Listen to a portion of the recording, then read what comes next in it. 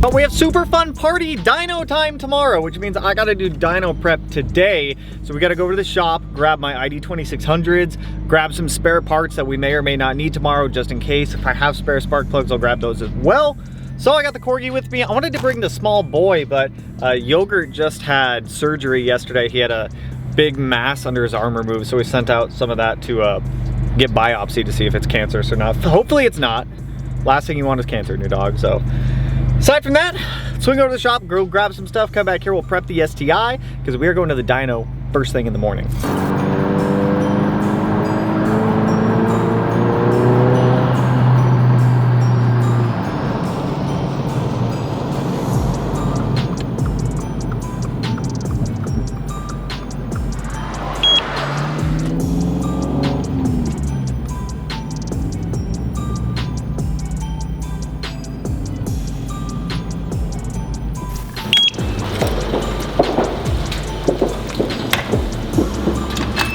See, we need these ID2600s.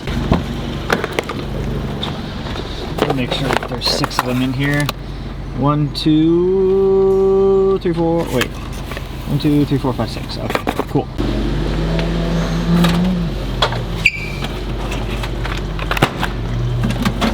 Extra set of spark plugs. If you're ever curious for an EG33 3764 one-step colder plugs. I think that's about it. Oh, check this out. Carlton sent me new rear flares for the 07 and they actually fit, so that's pretty dope. I just ordered what I believe is the last shipment of parts that we need for this thing, so we can start on you in a couple days. I think that's really all I needed was the spark plugs, the ID2600s. I don't think I need any replacement gaskets or anything. I think I'm good on all that stuff, so. Dope! I guess we're done here. Are those aftermarket taillights on that thing? I think it is.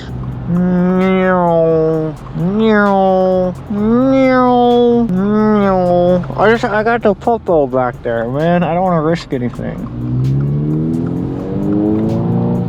You see, if I get hurt, that's one thing, and that's okay. But if I hurt the Corgi, man, I would never. If I hurt either of my dog, I'd never forgive myself.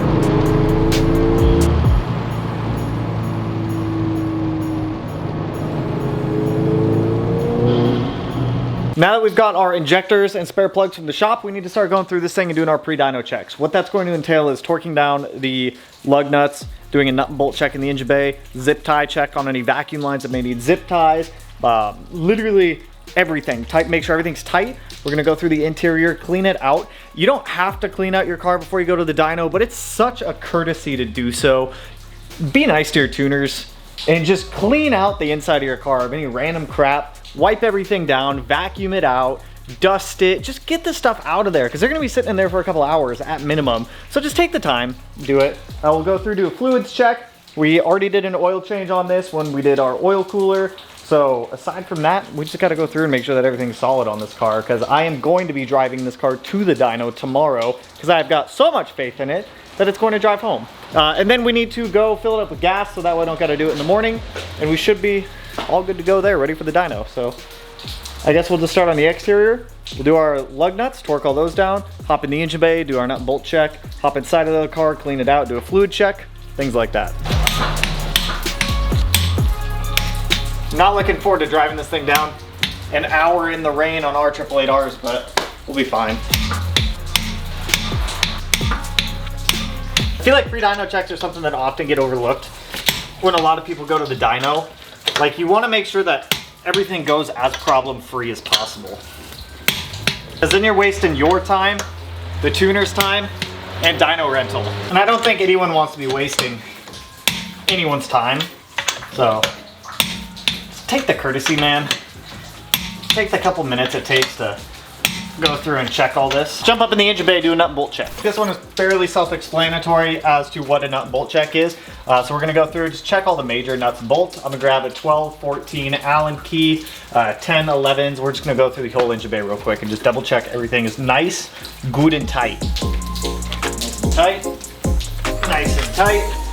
Hook up our turn signals, bumper, up one side. There we go. Bumper's back on.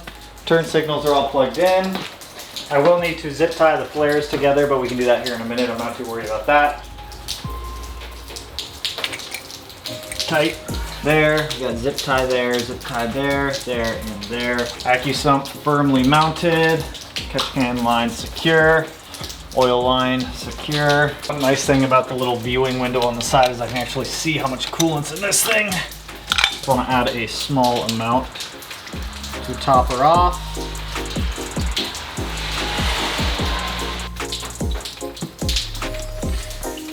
That's good. Check oil. I see a zip tie that's got to go right there, so we'll zip tie that guy up. We are mucho gusto on oil. One thing I am going to do while we're in here is I want to raise this alternator up a little bit more so I can get a little bit more tension out of that belt. So if I can put a shim or a washer underneath of it, that'll make life a little bit better. Just so that way I feel a little bit more comfortable with the alternator, just because the belt's a little more loose than I'd like it to be. So we'll toss a zip tie on this blow-off valve and then adjust that alternator just a hair more.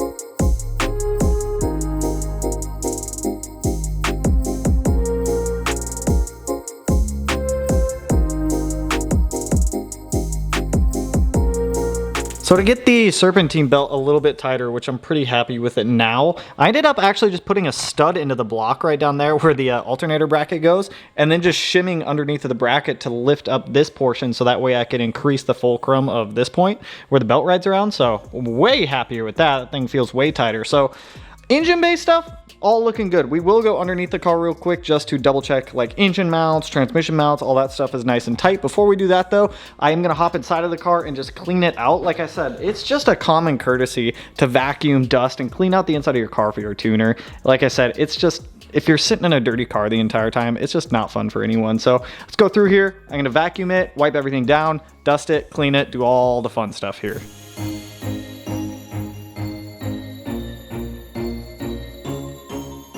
Interior is all cleaned up for the most part, got it vacuumed out, wiped down. Like I said, I just like try to be somewhat courteous to the tuner so that way they don't gotta sit in a dirty ass car, because I don't think anyone really wants to do that. So now that the interior is cleaned out, the engine bay is pretty much taken care of. Nut, bolt check, zip tie, everything good to go, everything tightened down. We need to zip tie up the bumper to the fenders and then go down there, do nut bolt check on the bottom, which is gonna include things like motor mounts, coolant lines, anything that's underneath the car, just to make sure everything is nice and tight and we ain't got no leaks. So let's get this thing up in the air. Do do do do do. Do do do do. Do do do do. Up she daisy. Up she daisy we go. All the way up.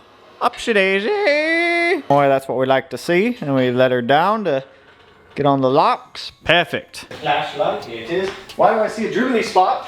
There's a dribbly spot right here. Ah, to the roll over 10 line. I think that just needs to be tightened up a little bit. Aye, there's the 11 that I need. Tighten up our exhaust manifolds. Now to zip tie up the bumper and the fender flares together. And then I think we're good to go put gas in this thing.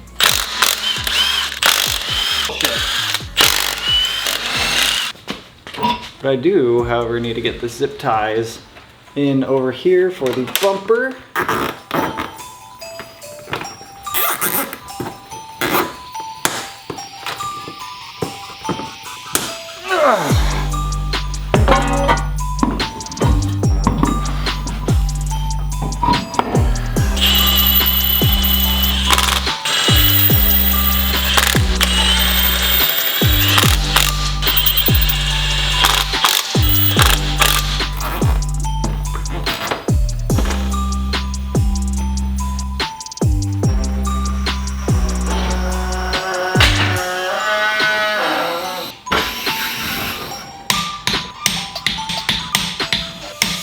So with that, our pre-dyno checks all check out. Everything is good. Wheels torqued down. Everything is nice and tight. No leaks. All fluids topped off. Car is clean. So that way tuner can be nice and comfy in there.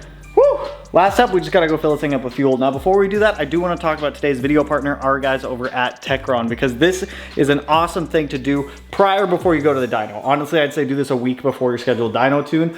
Run this through your car. That way it can clean out any possible corrosion or contaminants in your fuel system. If you have an old car that you're not really tuning, this can also help restore some lost miles per gallon, as well as some lost horsepurs, because you don't want lost horsepurs, especially if you're going to get a dyno tune. And now for my friends that run E85 like I do, this is a really good product that I use in between E85 fill-ups. So typically whenever you have a car that runs E85, you want to run pump gas through it for at least 1 out of every like 5 at maximum E85 cycles. There are people that just run straight E85. Typically, I like to add a little bit of pump gas in there after a couple full tanks of E. That's going to help clean out any corrosion from the E85. E85 is a very corrosive fuel, and this can help do that as well. So whenever I swap back to pump gas, I throw a full bottle of this in with a full tank of fuel, and it helps keep my fuel system clean. So huge shout out to the guys over at Techron. If you want more information on this, I will link them down below in the description for you guys. Now with that, let me get the WRX moved. Let's get this STI started up. Let's go fill it up with fuel, and we should be good to go for tomorrow morning, because we're doing daily uploads this month, and I gotta stay on top of stuff. So let's go fill this thing up.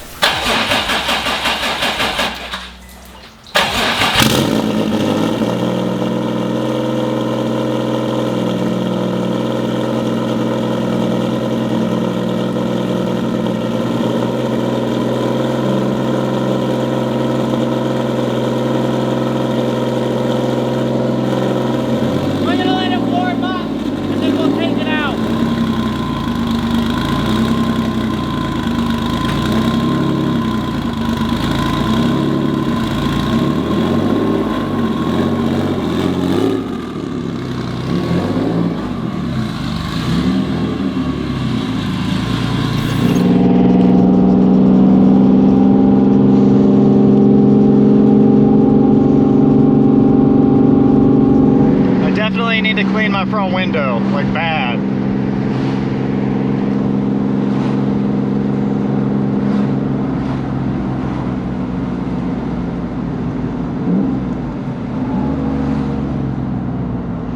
Well, it drives in the rain, so that's a good sign, right?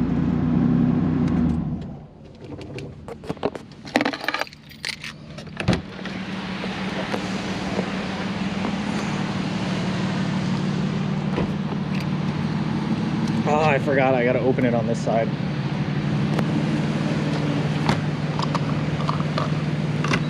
What are we at? 473, fuck.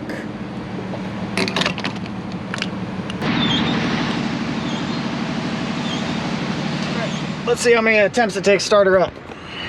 I definitely need to clean the inside of this window. Spent 45 bucks, 9 gallons of fuel, we're at 100%.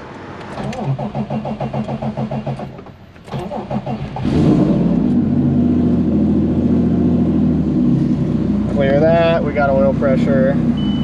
Let her idle for a sec. Should be all set, baby. 100% fuel.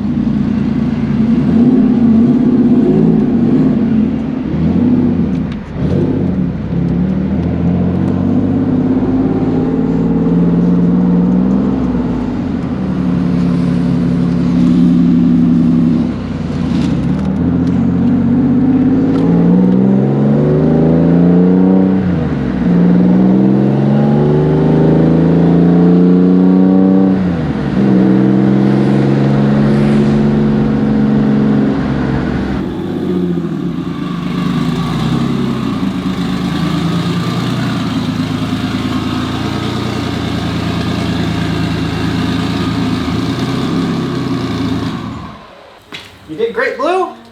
We got you a full tank of fuel. So that'll be a fun hour-long drive down to the dyno tomorrow in the rain, because it's supposed to rain all day tomorrow. So I'm gonna take it a little bit slow. It's only 40 miles from here, so I'll just take it a little bit slow, take my time getting down there. Shouldn't be any issues. I may try to avoid the freeways if I can, because there's a lot of spray up from the freeways. Oh man, okay, no, it's on the outside. I was about to say there's condensation getting in my headlights, but there's something that I need to remember, and I feel like a lot of us need to remember this, is that these are nothing more than just cars. Whether this car blows up on the dyno, it does 1,000 horsepower on the dyno, whether it does any of that, at the end of the day, it's just a car. If something happens to it, my life will continue to go on, and I feel like we get hung up a little bit in that with everything that we do. So remember, at the end of the day, it's just a car. I could build more of them. I don't want it to blow up. I don't think it will blow up, but at the end of the day, that's just something I need to remember and keep that in my mind, is I need to have fun with the cars.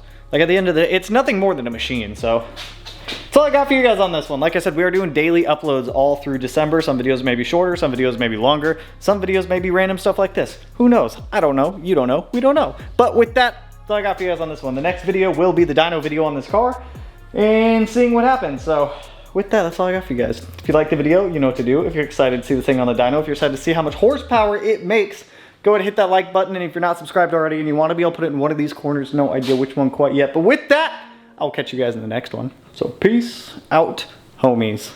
Woo!